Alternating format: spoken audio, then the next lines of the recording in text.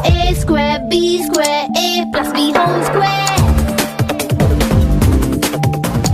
Tom and Jerry war, Ricky hello everyone, बहुत बहुत स्वागत है आप सभी का आपके अपने मैथ्स की क्लास राज सर की क्लासेस में। तो जो आज हम पढ़ रहे हैं, पिछले क्लास में हमने देखा था एक्सरसाइज से रिलेटेड, जिसमें हमने आपको बताया था प्रतिस्थापन विधि और विलोपन विधि। उनसे रिलेटेड जो एक्सरसाइज के आगे की जो क्वेश्चन है वो क्वेश्चन आज हम सॉल्व करने वाले हैं।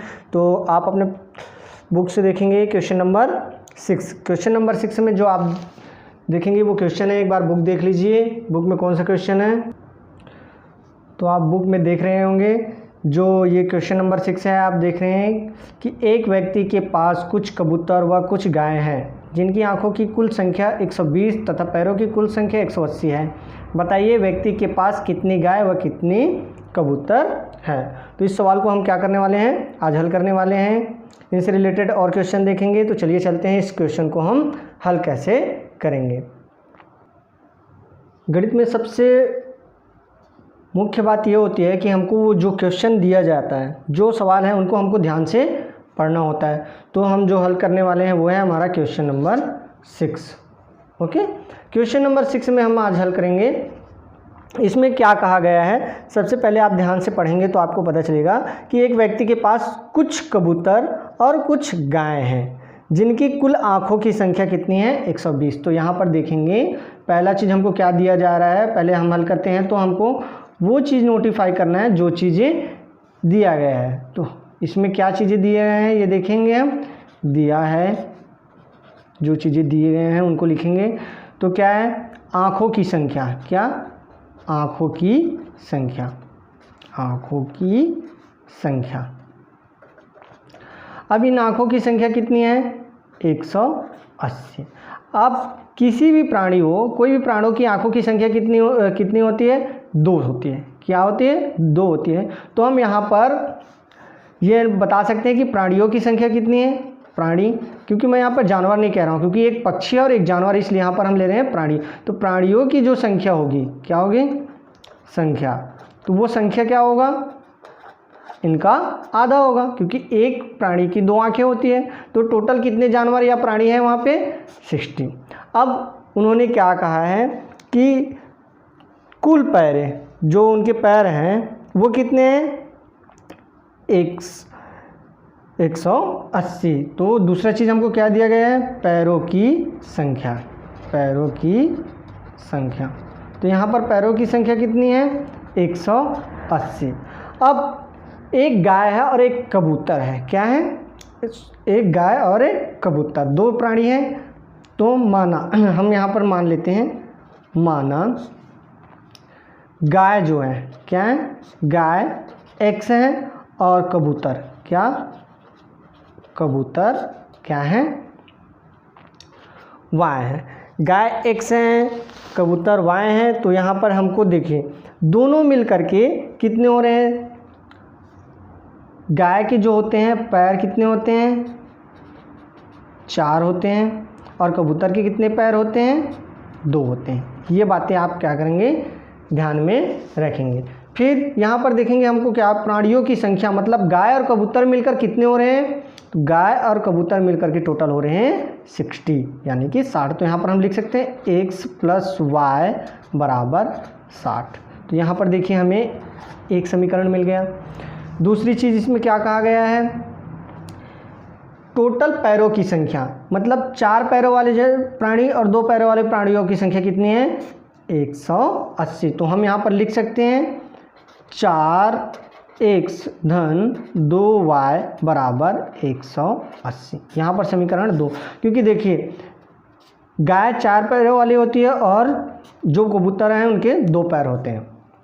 अब हमको पता करना है कि गाय और कबूतर कितने कितने हैं। तो यहाँ पर समीकरण 1, समीकरण 2। तो यहाँ पर देखेंगे, पहले हम लेंगे, या तो पहले आप समीकरण 1 को ले सकते हो या समीकरण 2 को और सिंप्लीफाई कर सकते हो। समीकरण 2 को सिंप्लीफाई कैसे करेंगे, समीकरण 2 को सिंप्लीफाई करने के लिए दोनों पक्षों में हम 2 का भाग दे देते हैं। क्या कर देंगे, भाग देंगे। तो समीकरण 2 से क्या, समीकरण 2 के दोनों पक्षों में 2 का किसका 2 का भाग देने पर, यहाँ पर 2 से भाग देंगे तो क्या हो जाएगा, ये यहाँ से 2 होगा 2x और ये हो जाएगा y और ये क्या हो जाएंगे 90। ये हो गया हमारा समीकरण 3। अब क्या करेंगे हम, समीकरण 3 में समीकरण 1 को माइनस करेंगे। क्या करेंगे, समीकरण 3 में समीकरण 1 को घटाने पर तो चलिए घटा दीजिए।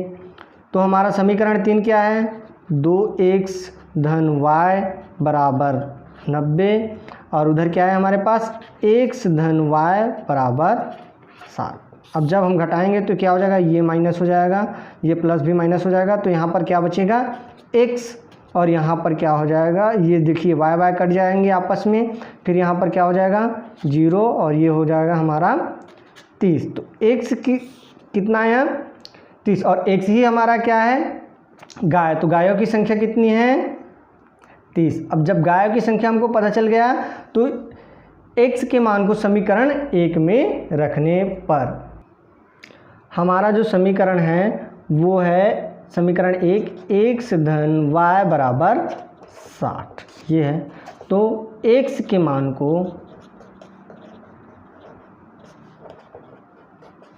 समीकरण 1 में रखने पर, समीकरण 1 में रखेंगे तो क्या होगा, x क्या है हमारा 30 धन y बराबर 60, तो ये क्या हो जाएगा y बराबर 60 ऋण 30। यहाँ पर क्या किए हमने पक्षांतर, ठीक, तो ये क्या हो जाएगा y बराबर 30।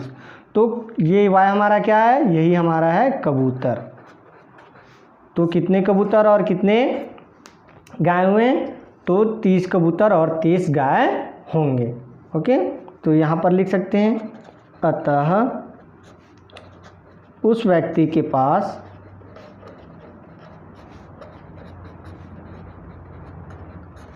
30 गायें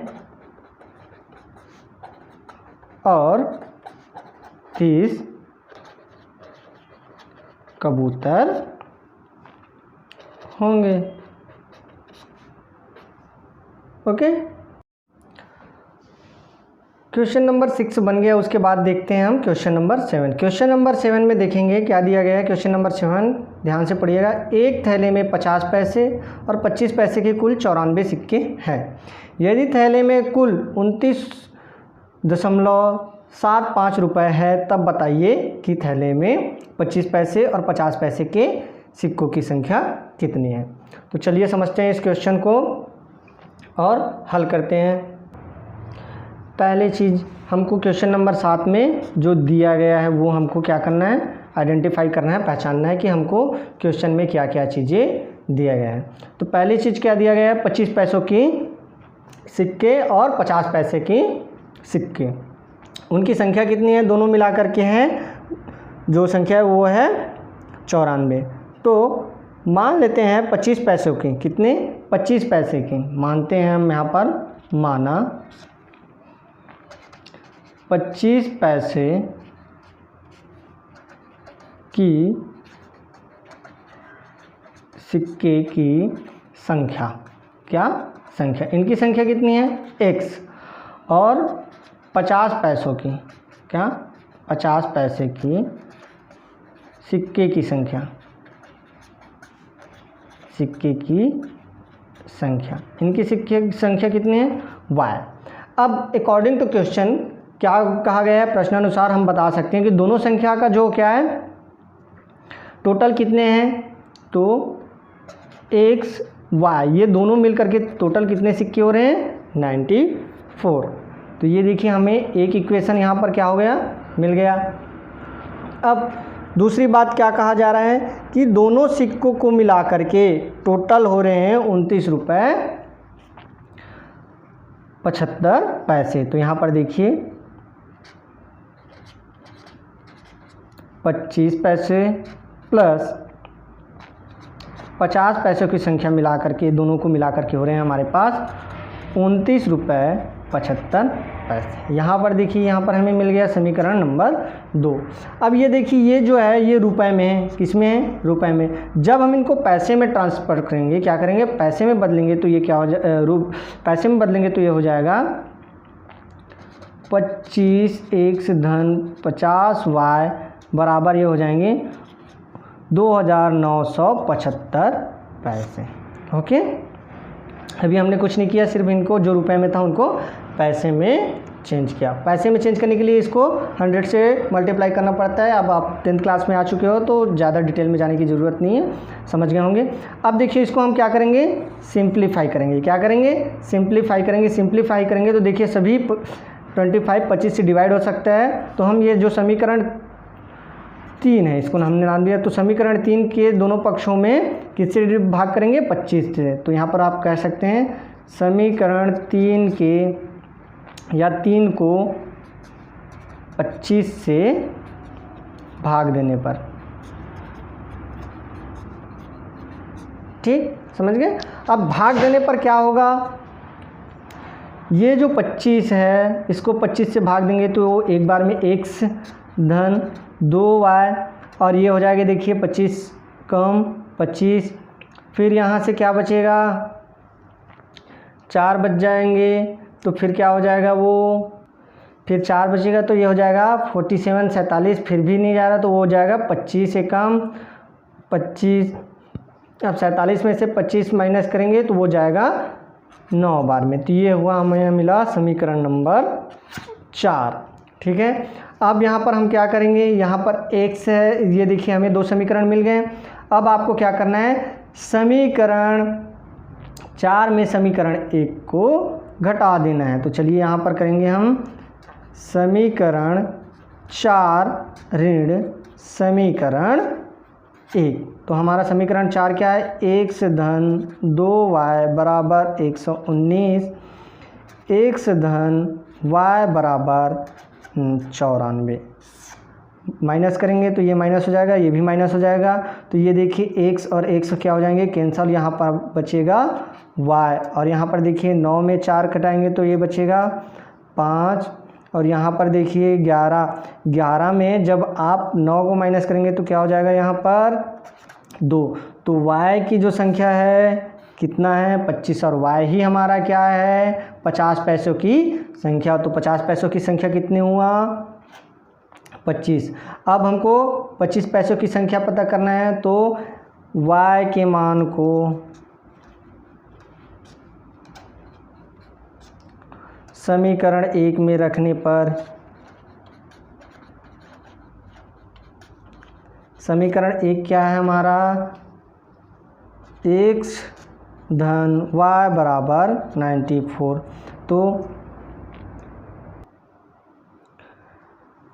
तो x और हमारा y कितना है, 25, और इधर कितना है टोटल 94। अब क्या करेंगे, हमें करना है अब पक्षांतर। तो x बराबर हो जाएगा 94 ऋण 25। तो यहाँ पर x की संख्या जो क्या है हमारा 25 पैसे हैं। तो देखिए 14 में, ये तो 4 में, तो आप 14 में क्या 5 माइनस करेंगे तो क्या हो जाएगा 9, और यहाँ पर क्या होगा 8 में 2 माइनस करेंगे तो 6। तो 25 पैसों की संख्या कितनी है, 69। तो यहाँ पर आप लिख सकते हैं फाइनल, अतः 25 पैसों की संख्या, 25 पैसों की संख्या कितनी है, 69, और 50 पैसों की संख्या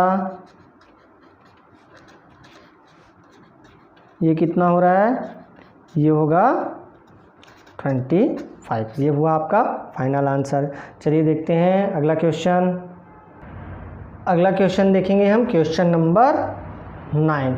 क्वेश्चन नंबर 8 एकदम सरल है, ये आप बनाएंगे सेल्फ। क्वेश्चन 9 में आपको बता रहा हूँ जो उनसे थोड़ा सा डिफरेंट है। दो संख्याओं का अंतर 14 तथा उनके वर्गों का अंतर क्या है, 448। संख्याएं ज्ञात कीजिए। बहुत ही इजी क्वेश्चन है, चलिए देखते हैं इनको सॉल्व कर।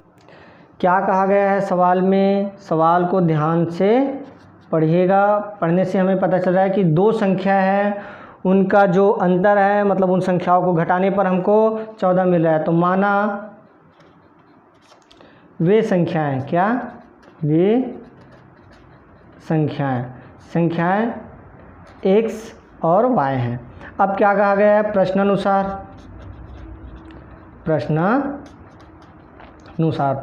क्या कहा है, इन दोनों का जो है डिफरेंट यानी कि अंतर x ऋण y क्या हो रहा है 14 हो रहा है, प्लस इन दोनों को क्या करने पर, इनके वर्गों का अंतर करने पर, क्या इनके वर्गों का अंतर मतलब x का वर्ग ऋण y के वर्ग करने पर क्या हो रहा है 448। तो देखिए एक समीकरण यहाँ पे है, दूसरा समीकरण यहाँ पे है। अब हम दूसरे समीकरण को देखेंगे ध्यान से। तो यहाँ पर देखने पर ये पता चल रहा है ये हमारा समीकरण 2 मिल गया। अब ये देखिए ये जो है X square minus Y square एक आइडेंटिटी, एक सर्वसमीका है। तो हम क्या कर सकते हैं, समीकरण 2 को समीकरण 1 से भाग देने पर, चलिए हमने क्या कहा भी, समीकरण 2 को समीकरण 1 से भाग देने पर, देखिए समीकरण 2 को भाग दे रहे हैं समीकरण 1 से, तो क्या हो जाएगा एक्स स्क्वायर ऋण Y square is equal to 448। इनको क्या करना है, भाग देना है हमें। तो इधर क्या आ जाएगा एक्स ऋण वाई और यहाँ क्या हो जाएगा 14। ठीक है, अब देखते हैं आगे क्या होता है। हमें समीकरण 2 को समीकरण 1 से भाग देना है। तो यहाँ पर देखिए समीकरण 2 को मैं लिख सकता हूँ एक्स धन वाई, एक्स ऋण वाई बराबर 448 और इसको भाग देना है हमें समीकरण किन से 1 से। तो ये हो जाएगा हमारा ये। अब भाग देने पर हमको क्या मिलेगा, देखिए ये ऋणात्मक ये दोनों आपस में क्या हो जाएंगे, कैंसिल हो जाएंगे। यहाँ पर जब हम 448 को 14 से भाग देंगे तो चलिए भाग दे एक्स धन वाई, ये हुआ। अब भाग देने पर देखेंगे तो 14 दूनी 14 तिया 42 हो रहा है। अब फिर यहाँ पर क्या बच रहा है 2, तो 14 दूनी 28। तो यहाँ पर हमको एक और समीकरण मिला, तो इसको हम नाम देते हैं समीकरण 3।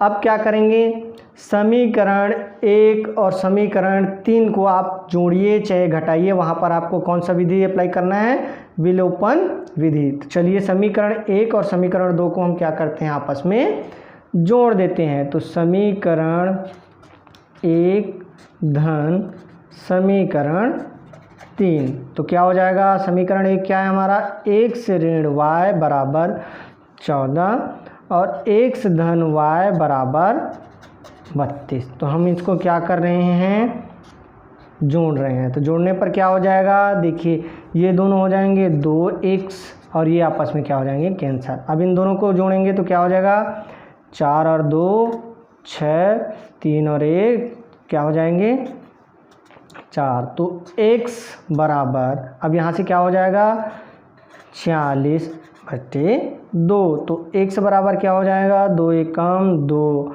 और 2 तिया 6। तो ये क्या हो गया 13, 2 दूनी 4 क्या हो जाएगा 2 दूनी 4 और 2 तिया 6। तो x क्या आया हमारे पास 23।